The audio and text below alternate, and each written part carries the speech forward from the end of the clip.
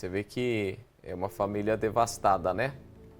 Não a Suzane, mas é uma família devastada por tudo aquilo que infelizmente aconteceu, que ela causou, né? Que ela mandou matar os pais através dos irmãos Cravinho, todos mancomunados num único objetivo, que era exatamente o de trazer, né, essa herança para ela de qualquer maneira.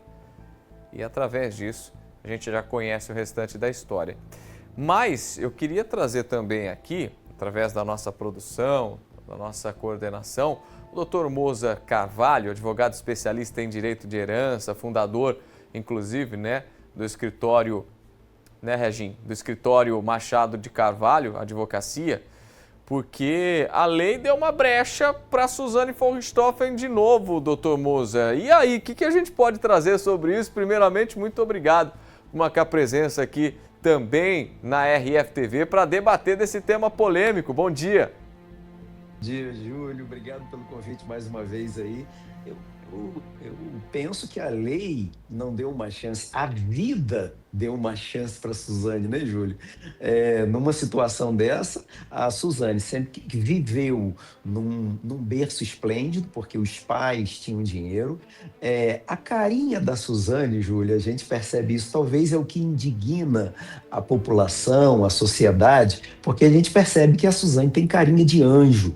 E o crime cometido com os irmãos Cravinhos, né? Todo mundo sabe disso, o Brasil inteiro acompanhou, e mesmo quem não acompanhou porque não tinha idade para acompanhar, acabou sabendo disso e hoje tem acesso a esse crime, tem acesso a essa situação noticiada aí pela justiça e pela mídia também, com algo que choca a sociedade, com algo que realmente deixa a gente em estado de alerta de ver tamanha crueldade de um filho, de uma filha, justamente envolvendo herança.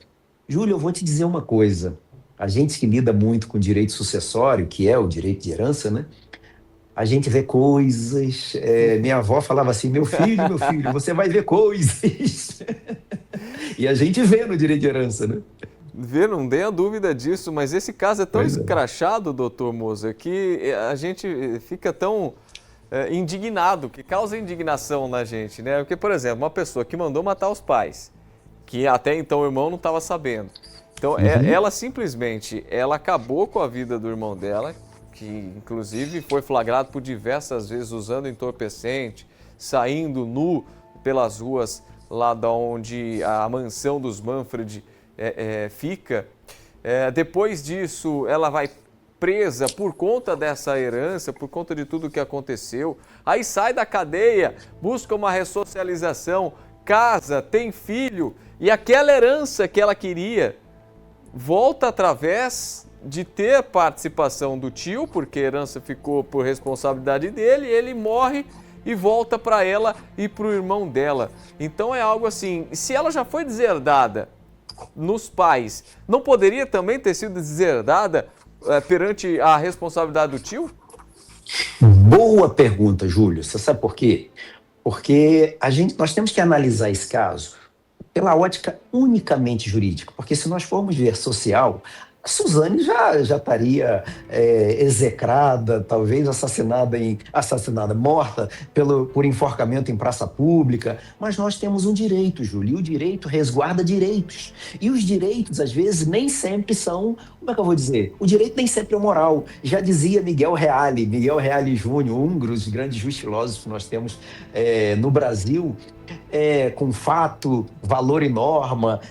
O Miguel Reale Júnior, ele trata muito bem dessa situação, porque o direito nem sempre é moral ou de acordo com a nossa moral. O direito, ele tem uma certa lógica e a gente tem que seguir a lógica do direito.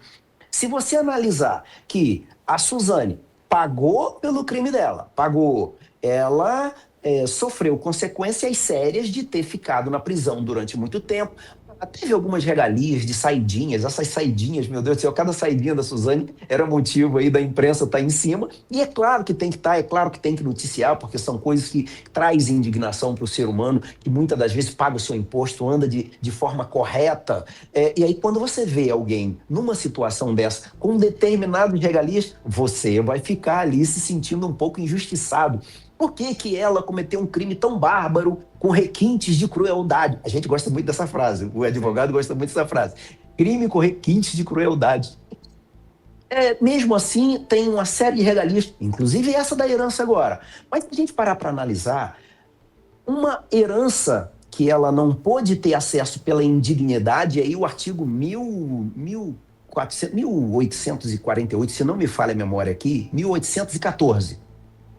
Ele trata da indignidade do Código Civil, ele trata da indignidade, aquela pessoa que atentou contra a vida de alguém, aquela pessoa, tem uma série de pré-requisitos ali, mas especificamente nesse caso, que atentou contra a vida de alguém, e principalmente que levou ao óbito a vida dos pais diante dessa situação, ela não vai ter direitos, ela tem direitos até um determinado ponto, e ela perde direito até um outro determinado ponto.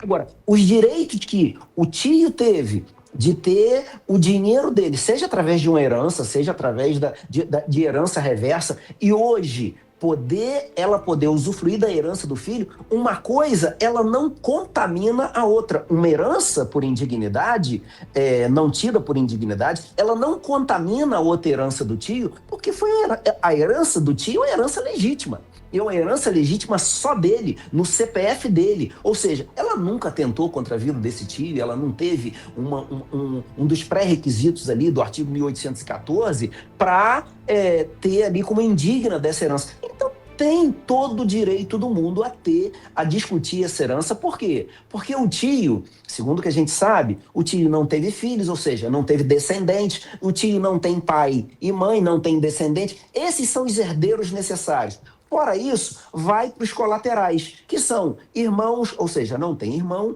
E aí, no caso, a Suzane, que é sobrinha, e a discussão dessa prima aí, pelo que a gente está percebendo, ela está querendo discutir também a questão da união estável.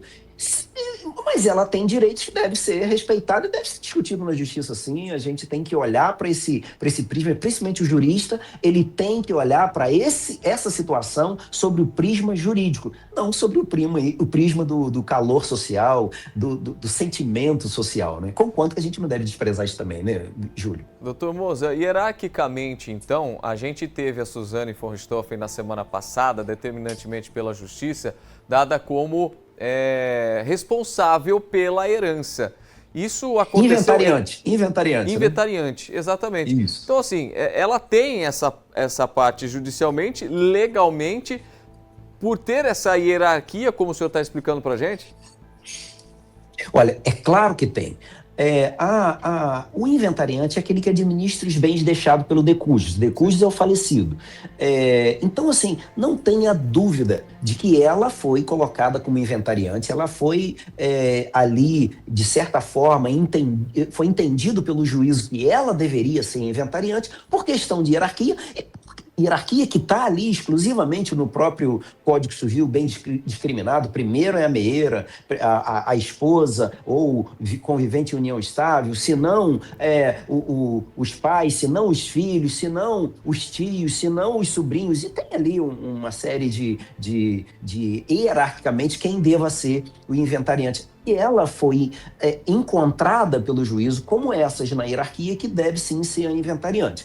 Eu não vejo nenhuma aberração nisso, porque isso está na lei, o juízo simplesmente foi técnico, seguiu a lei, e é mais do que natural que deixe para que ela administre. Porém, essa administração, isso é importante trazer aqui, Júlio, que essa administração, ela não vai administrar os bens em benefício próprio. Ela jamais pode fazer isso. Ela tem que administrar os bens em benefício da discussão do espólio. E hoje nós temos uma outra pessoa que faz parte desse espólio, que é a prima, que ela tem que dar conta, dinheirinho por dinheirinho, tintim por tintim, aluguel por aluguel, se o imóvel tiver alugado, se não tiver, colocar os imóveis aí, que a gente sabe que boa parte dessa herança diz respeito a imóveis. Então, trazer ali todos os bens muito bem administrados, porque senão ela pode também perder a qualidade de administradora dessa herança.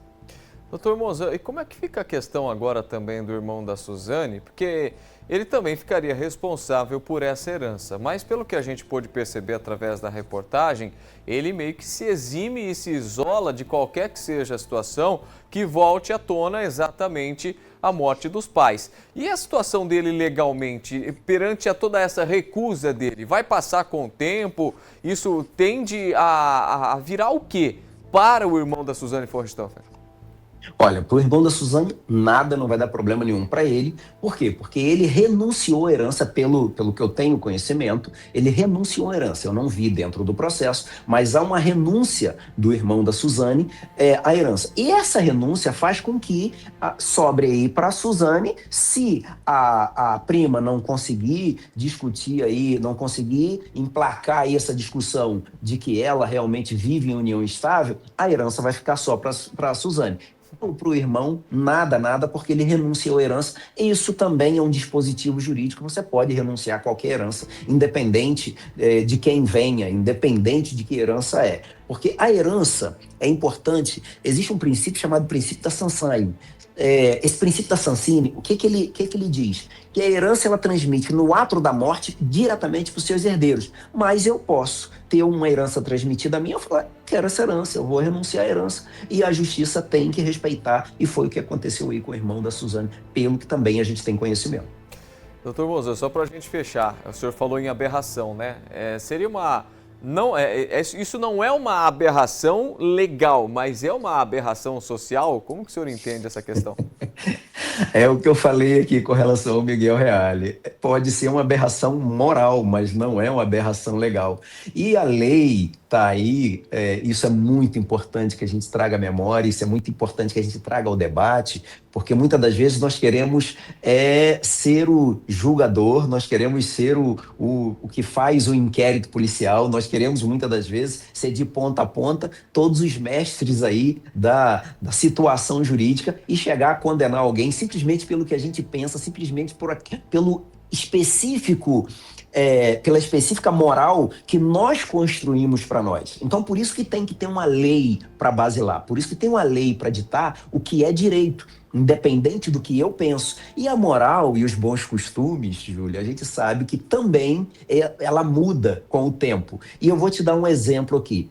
As leis, elas são especificamente baseadas no caminhar da sociedade. A moral e os bons costumes, ela é também motivo ou objeto de leis. Tanto que tem no Congresso Nacional, depois dessa discussão toda aí, tem no Congresso Nacional um político hoje levantou uma questão muito importante, que é estender essa indignidade para outras situações dentro da própria família. Isso está sendo discutido. Pode ser que isso mude? Pode ser que isso mude, mas ainda não mudou e se mudar não vai afetar aí o direito da Suzane, porque o direito ele vai valer dali para frente. Mas hoje a gente tem que entender que, independente da moral, por mais que a sociedade esteja aí empolvorosa com essa situação da Suzane, o direito dela tem que ser respeitado. E digo mais uma coisa, esse crime é um crime que realmente causa espécie na gente do jeito que você falou. A gente, quando a gente vai olhar socialmente, o ato dela é um ato totalmente reprovável. Foi julgada, foi condenada, cumpriu a parte dela e pagou à sociedade o preço do erro dela, o preço do crime vil que ela cometeu.